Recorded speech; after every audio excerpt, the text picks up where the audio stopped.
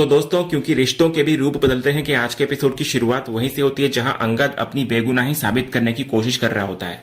वो कहता है कि अगर बीकू दादा नहीं मर रहे होते तो वो इतना ही बोल रहा होता है अंगद, लेकिन वृंदा उसकी बात काट देती है। वो उसे उसके पुराने वादे याद दिलाती है कि तुम्हें रोका नहीं करना था पर किया, सगाई नहीं करनी थी पर वो भी कर ली, और अब तो तुमने उसकी मांग भी भर दी। इसके बाद वृंदा का दर्द अब गुस्से में बदल चुका होता है। वो कहती है, बीकू दादा चले गए लेकिन उनके साथ तुमने मुझे भी खत्म कर दिया। इसके बाद वो फैसला सुनाती है कि वो उसे इस धोखे के लिए कभी माफ नहीं करेगी। वो कहती है, आई हेट यू अंगद, निकल जाओ मेरी लाइफ से। इतना बोलकर वृंदा वहां से चली जाती है और अंगद की कोई भी सफाई सुनने से इनकार कर देती है।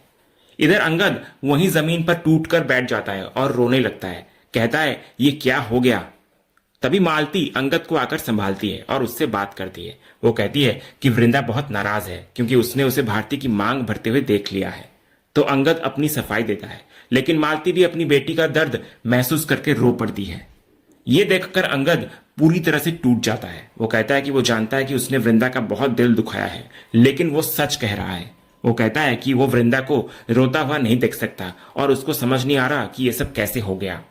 फिर अंत में वो हार मान लेता है। वो कहता है, अब पानी सर से ऊपर जा चुका है, मैं ये झूठ और नहीं बोल सकता। मन कर रहा है कि जाकर सबको सच सच बता दूं। इसके बाद वो फैसला करता है कि वो अब इस स्थिति को और नहीं संभाल सकता और जो जैसा पहले था वो वैसा ही करेगा। वो कहता है कि वो, वृंदा और मालती तीनों वापस मुंबई चले जाएंगे। फिर अंगद तय करता है कि वो बच्चों को वापस बोर्डिंग स्कूल भेज देगा ताकि उनकी पढ़ाई का नुकसान ना हो, और फिर वो वृंदा और मालती के साथ वापस मुंबई चला जाएगा। इसके बाद जब मालती पूछती है कि वो भारती को क्या बोलेगा, तो अंगद कहता है कि वो उसे सारा सच बता देगा। वो अब और झूठ का खेल नहीं खेल सकता। वो कहता है कि वो भारती को बता देगा कि वो वृंदा से बहुत प्यार करता है और वृंदा कोई मालकिन नहीं बल्कि उसकी पत्नी है और उनके 2 बच्चे भी हैं और वे अपनी लाइफ में बहुत खुश हैं। वो साफ कर देगा कि वो वृंदा के अलावा किसी और के बारे में सोच भी नहीं सकता। तभी मालती अंगद को हिम्मत देते हुए कहती है कि वो उसके साथ है और सब कुछ ठीक कर देगी। वो कहती है कि वो हमेशा से एक टेढ़ी औरत रही है, लेकिन अब लगता है कि सीधा होने से ही काम बनेगा। वो अंगद को इतना बोलकर गले लगा लेती है। इधर अंगद भी भावुक होकर मालती को धन्यवाद कहता है और कहता है कि इस वक्त उसे उनके साथ की सबसे ज्यादा जरूरत है। इसके बाद वो एक नया संकल्प लेता हुआ नजर आता है कि जैसे ही बीकू दादा की श्रद्धांजलि सभा खत्म होगी, वो भारती के पास जाकर उसको सारा सच बता देगा। वो बताएगा कि ये सब क्यों और किस मजबूरी में हुआ। वो वादा करता है कि वो वृंदा की आंखों में दोबारा कभी आंसू नहीं आने देगा। अगले सीन में हम देखते हैं कि अगली सुबह अंगद और वृंदा बच्चों को स्कूल छोड़ने आते हैं। बच्चों के स्कूल जाने के बाद अंगद वृंदा से बात करने की कोशिश करता है, लेकिन वृंदा उसकी बात सुनने से इनकार कर देती है और गाड़ी में जाकर बैठ जाती है। फिर रास्ते में अंगद एक बार फिर उससे उस पर भरोसा करने की गुजारिश करता है और सब कुछ ठीक करने का वादा करता है, लेकिन इस बार वृंदा का सब्र जवाब दे जाता है। वो कहती है कि वो ये बात पिछले 1 महीने से सुन रही है, लेकिन ठीक करने की जगह वो सब कुछ और बिगाड़ रहा है। फिर वो कहती है कि उसने उसके साथ जो किया सो किया, लेकिन भारती की क्या गलती थी। वो तो सच जाने बिना ही उससे प्यार करने लगी और उसने भी ये होने दिया, इस हद तक कि उसकी मांग भर दी। तो अंगद फिर से सफाई देता है कि उसने मांग नहीं भरी, ये एक हादसा था। लेकिन वृंदा कहती है कि यह सिर्फ उसे लगता है, लेकिन बाकी दुनिया के लिए सच वही है जो उन्होंने देखा है कि उसने बीकू का अंतिम संस्कार किया और भारती अब खुद को उसकी पत्नी मानती है। तो इस पर अंगद कहता है, लेकिन मैं तो तुम्हें अपनी पत्नी मानता हूं और तुम ही रहोगी। तो वृंदा उसके इस बयान पर भी यकीन नहीं करती। तो अंगद कहता है कि वो हर जन्म में यही कहता रहेगा क्योंकि यही सच है। इसके बाद वो अपनी गलती स्वीकार करता है। वो कहता है कि वे दोनों इस भ्रम में थे कि फैक्ट्री के लिए ये नाटक करने से सब ठीक हो जाएगा, लेकिन ऐसा नहीं हुआ।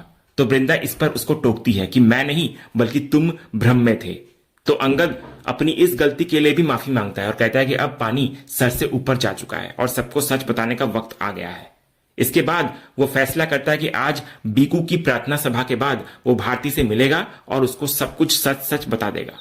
तो इस पर वृंदा बोलती है, 1000 बार बोल चुके हो तुम ये बात और हर बार मैंने तुम्हारी बात मानी है। देखते हैं इस बार क्या करते हो। अगले सीन में प्रार्थना सभा खत्म होने के बाद पंडित जी भारती को 1 साल बाद श्राद्ध करने की विधि के बारे में बताते हैं और उसको सांत्वना देकर वहां से चले जाते हैं। इधर नंदू और कजरी बाहर खाने का इंतजाम देखने जाते हैं, लेकिन जाते जाते कजरी अंगद से भारती को संभालने के लिए कह जाती है। इसके बाद अंगद को यह सच बताने का सही मौका लगता है। वो भारती से कहता है कि उसे कुछ बहुत जरूरी बात करनी है जो उसे बहुत पहले बता देनी चाहिए थी। वो हिम्मत जुटाकर कहना शुरू करता है कि तुम्हें बताना था कि मैं और वृंदा। लेकिन ठीक उसी समय नंदू वापस आकर भारती को बुला लेता है क्योंकि कुछ वर्कर्स उनसे मिलना चाह रहे होते हैं। तो अंगद उसको रोकने की कोशिश करता है और कहता है कि बस 2 मिनट लगेंगे, लेकिन भारती बोलती है कि पहले वर्कर्स की बात सुन लेते हैं। इस तरह अंगद की सच बताने की पहली कोशिश नाकाम हो जाती है और बात अधूरी रह जाती है। उधर बाहर सारे वर्कर्स अंगद से बीकू दादा की जगह यूनियन लीडर बनने की गुजारिश करते हैं, तो अंगद इस पर साफ मना कर देता है और कहता है कि वो ये जिम्मेदारी नहीं ले सकता।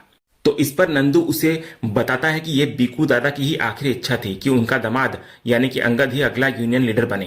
पहले वे मंगल के बारे में सोच रहे थे, लेकिन अंगद के आने और भारती से रिश्ता जुड़ने के बाद बीकू ने यह फैसला कर लिया था। यह सुनकर अंगद मन में सोचता है कि वो इस झूठ को और आगे नहीं बढ़ा सकता और उसे यह नाटक खत्म करना ही होगा। इसके बाद वो सबके सामने कहता है कि वो इस पद के लायक नहीं है क्योंकि वो यहां अभी कुछ महीने पहले ही आया है और इतनी बड़ी जिम्मेदारी नहीं उठा सकता। वो कहता है कि यूनियन लीडर किसी पुराने और अनुभवी व्यक्ति को बनना चाहिए और वो नंदू का नाम सुझाता है। लेकिन नंदू और बाकी वर्कर्स उसकी बात नहीं मानते। वे कहते हैं कि वे बीकू दादा की इच्छा के खिलाफ नहीं जा सकते। वे अंगद की तारीफ करते हैं कि वो पढ़ा लिखा मेहनती है और मैनेजमेंट से अच्छे से बात कर सकता है। तभी कजरी ये भी याद दिलाती है कि वृंदा मैडम ने तो खुद अंगद का रोका करवाया था। फिर अंत में नंदू फैसला सुनाता है कि यह तय है कि अगला यूनियन लीडर अंगद ही बनेगा। फिर सारे वर्कर्स नंदू की बात से सहमत होते हैं कि अंगद को ही यूनियन लीडर बनना चाहिए। तो अंगद मन ही मन सोचता है कि ये लोग उसकी बात समझ ही नहीं रहे हैं। वो भारती से हेल्प मांगता है और कहता है कि वो इन लोगों को समझाए कि ये सही नहीं है। लेकिन भारती भी अंगद को ही सबसे लायक उम्मीदवार मानती है। वो कहती है कि बाबा के बाद सिर्फ वही है जो सबको संभाल सकता है और अगर आज बाबा जिंदा होते तो वे भी यही चाहते। जब अंगद इस काम में इतनी जल्दबाजी पर सवाल उठाने लगता है तो भारती कहती है कि यह हड़बड़ी नहीं बल्कि जरूरी है। वो कहती है कि अंगद के लीडर बनने से उसके बाबा की आत्मा को शांति मिलेगी और वो भी यही चाहती है। इसके बाद वो सबसे पूछती है कि क्या वे सब यही चाहते हैं और सब हाँ में जवाब देते हैं। इसके बाद भारती सबके सामने ये वादा कर देती है कि उनका अगला यूनियन लीडर अंगद ही बनेगा। तो भारती के वादा करने पर अंगद उसको खींचकर अंदर ले आता है। वो उससे कहता है कि वो उसकी बात समझने की कोशिश करे।